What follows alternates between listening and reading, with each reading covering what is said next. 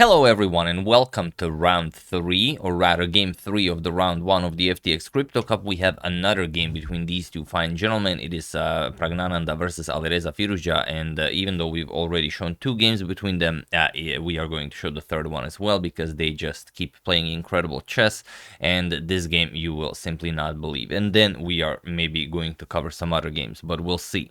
Praggnanandhaa has the white pieces, and he opens with e4. Sorry about that. And for this game, Alireza decides to go d6. He goes for the Pir's defense. We have d4, knight to f6.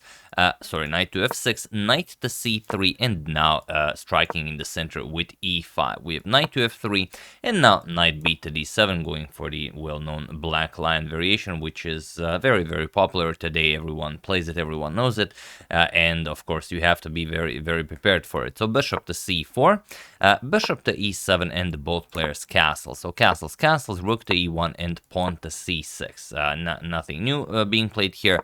Pawn to a4, h6, h3, and rook to e8.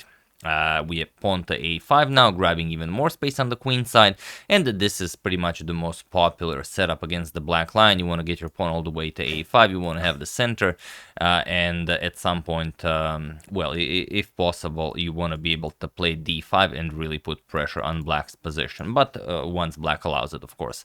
Bishop to f8, and now bishop to e3. We have e captures on d4, bishop captures on d4, and queen to c7. And now there is a game where knight to d2 was played, also queen to b1 is a known move, but here we have bishop to a2 by Pragg, and it is now as of move 13 that we have a completely new game. Alireza goes knight to e5, centralizes his knight, offers a trade here, and Pragg goes knight to h4. He doesn't want to allow, of course, this trade, and he doesn't want to trade on e5. So knight to h4, now preparing knight to f5, and of course Alireza cannot allow this with this powerful bishop on a2. So he trades off the bishops, bishop to e6, we have bishop captures, rook captures, and now knight to f5. This is now a monster knight, and Alireza will not allow it to remain here any longer. So g6, chasing the knight away, knight to h4, and now we have knight to h5, hoping to get the knight to f4. So Pragg, of course, prevents this. We have g3, and now queen to d8. We have knight to g2. You have to play this because, you can't play something like f4 because this pawn hangs. You can't play g4 because the knight hangs, so it makes sense to play something like knight g2, king h2, and then only when the moment is right, execute f4. So here we have knight back to d7, king to h2, and now knight h to f6. We have pawn to f4, nicely advancing those pawns, and bishop to g7. We have queen to d3, connecting the rooks, and now queen to c7. Rook to f1, improving the position of the rooks, and now pawn to a6, not allowing any nasty pawn to a6 by white in the future.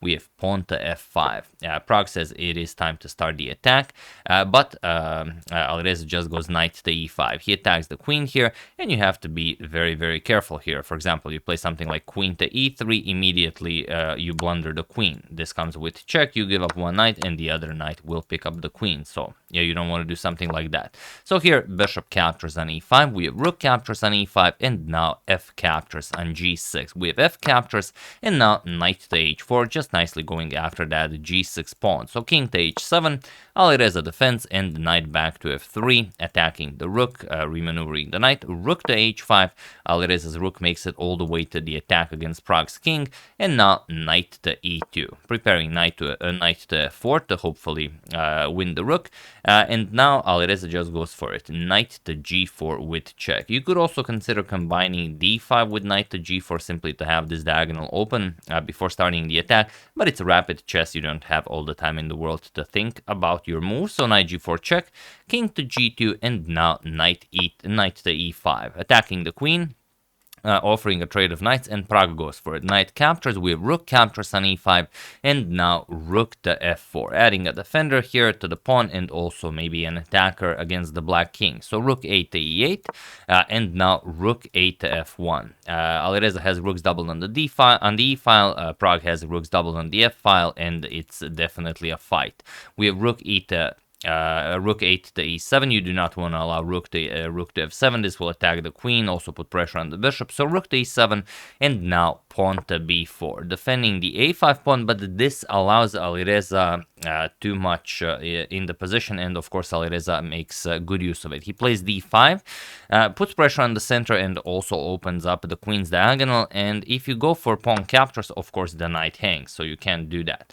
So Pragg has to figure out how to go about this. He plays knight to c3, adds a defender to the e4 pawn, and now queen to d6. We have rook 1 to f3, and now comes queen to e6, just tripling up on the e file.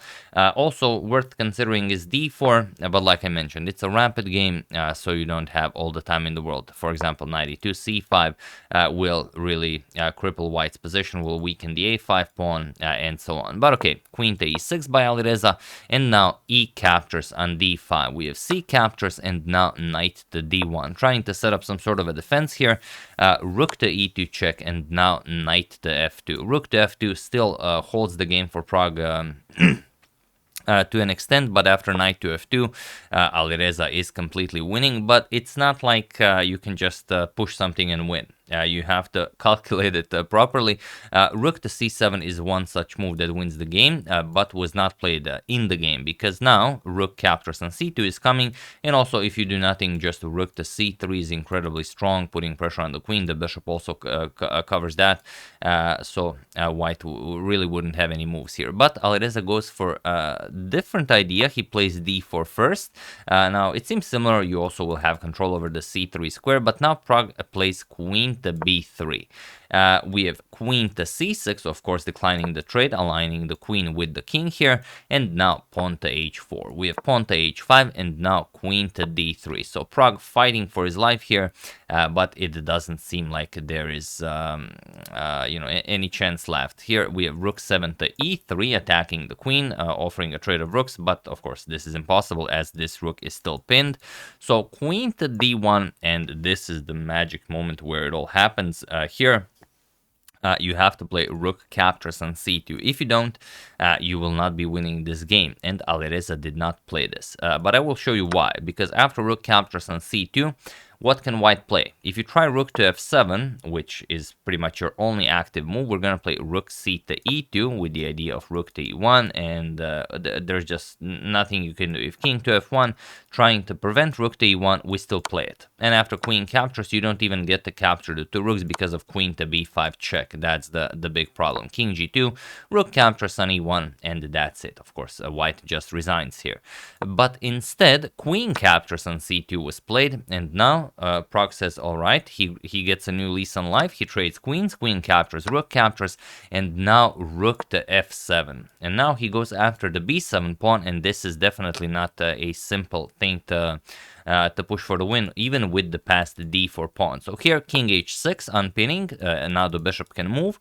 Rook captures on b7, and now rook e to e2, putting pressure on the knight, hoping to get d3 and maybe bishop to d4, and that will also be winning for Alireza. But here we have sorry about that. We have rook to d7. Now keeping an eye on that d3 square, but still we have pawn to d3. The problem is you don't have a way of circumventing this, because let's say rook to b2. Here Pragg had in mind rook to f7, and Alireza can resign, because after the bishop moves, rook to h7 will be checkmate. The g5 square is covered by the pawn. So here d3, at least opening up the bishop's diagonal, the pawn will fall either way. So rook d captures on d3, and now rook to b2. Alireza goes after the b4 pawn. We have rook back to d7, and now rook e to d2. You cannot allow rook to f7, so here we have to trade rook captures, and now comes king to f1. Unpinning and now activating the king, also the knight. We have bishop to d4, and now knight to d3. We have pawn to g5, offering a trade, and now knight to c5. A beautiful move by Pragg, and really the only way to fight for the win here. Pragg is up a pawn, but it doesn't mean all that much in positions like this, and here it's very interesting. Do you capture the knight or do you trade on h4? Before capturing the knight, do you leave the knight just be and allow him to capture the a6 pawn? Very unlikely. So I will show you what happened. G captures on h4 was played. We have G captures, and now bishop captures on c5. And this is the absolute most precise you can play. B captures, now comes rook c2. Of course, you have to put the rook behind the passed pawn. Now rook f6 check, king to g7, and now rook to c6, blocking the, or rather defending your passed pawn. If you want to play rook captures on a6, that's also possible, but then you have to trade rook captures on c5, and now it's a fairly quick draw. Rook a7 check, king g6, pawn to a6, but now rook to a5, putting the rook behind the passed pawn. King to g2, we're going to play king to f5, and now after rook to a8, we're going to play king to g4, a7, hoping to get this check in and promote our pawn to a queen. But now king captures on h4. You don't have the check. Material is equal. This is a dead draw. So after knight to c5, not after knight to c5. After this king to g7 move, rook to c7 was played, not going after the a6 pawn. And now king to f7. We have king to e1, king to e7, and king to d1. Of course, Pragg is trying to get the rook away from the c file so you can move the rook and start advancing your pawn. So rook to c4, keeping the c file, and now king to d2. We have rook captures on h4, and now king to c3. So now again equal material, but Pragg has activated his king to quite an extent. So rook to a4, going after the a5 pawn. Now comes rook captures on a6. We have pawn to h4. Alireza starts pushing his passed pawn. King to b3. We have rook to a1, now comes king to b4, and king to d7. If the king ever reaches the c6 square, then it's going to be impossible for white to win this, but for the moment you are preventing this. Rook to h6, putting the rook behind the passed pawn, and rook b1 check. We have king c4, rook to c1 check, king to b5, and now rook to b1 with check. King to a6, and here there are many moves that just draw the game. I will show one such line. For example, you can just push the pawn, and this can never be captured. Otherwise, we just get our king to c6. And if you play something like c6 check, king c7, still, there's nothing you can do. If king to a7, just pawn to h2. Now you have to capture, otherwise we're getting a queen. So rook captures, king captures on c6, and now this is a well-known draw. But in the game, Alireza played pretty much the only, not pretty much the only, but one of the few moves that actually lose the game for black. He played rook to a1, and now feel free to pause the video and win this game for Pragg while I give you a couple of seconds.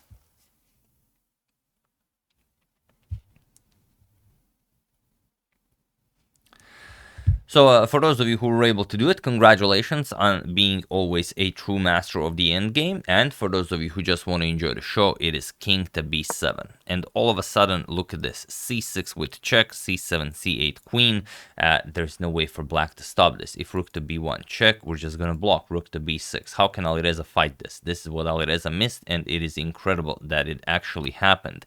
So rook to b1 check was played. Of course, he will fight until the very end. Rook to b6, rook to c1, and now pawn to c6 with check, forcing the black king to move, king to d6, and now rook to b2. This is another fine finesse by Pragg. By playing king d6, Alireza is trying to trick Pragg. If c7 check, seems like it's all working out. You open up a discovery, king c7, and now you can't stop rook captures on c7. So it was a nice attempt by Alireza, but Pragg spots it. He plays rook to b2, and now we have pawn to h3. Again, if you go for rook captures on c6, you just lose that rook because of rook d2 check. Now if you move the king, you lose the rook, and if you defend it, then another check and the rook is lost.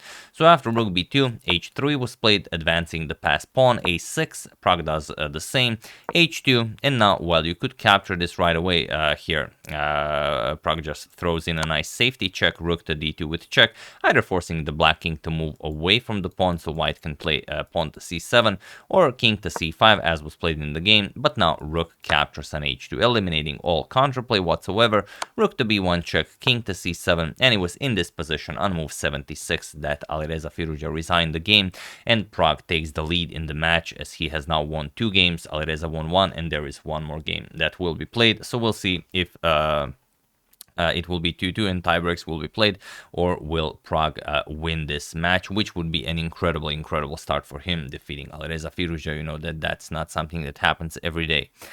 So here you resign because, let's say, rook a1 goes after the pawn, you play rook h5, you kick away the black king, king to b4, now king b6, and now you advance either of the pawns and just win the game. It's fairly simple. So yeah, after king c7, Alireza resigned, and another spectacular victory for Praggnanandhaa in round 3 of the first round of the FTX Crypto Cup. Once again, hope you guys enjoyed it and that you have learned a little bit about the Black Lion. I would like to thank Nagarjuna Punugotti, Peter Rodriguez, Alex Versilio, Francis Air, and Ricky Yamini for a contribution to my channel. Thank you a lot. I really appreciate it. As usual, you can check 2 of my previous videos here. Thank you all for watching, and I will see you soon, continuing the coverage of the FTX Crypto Cup until it finishes. So thank you all. I will see you soon, and have an excellent rest of your day.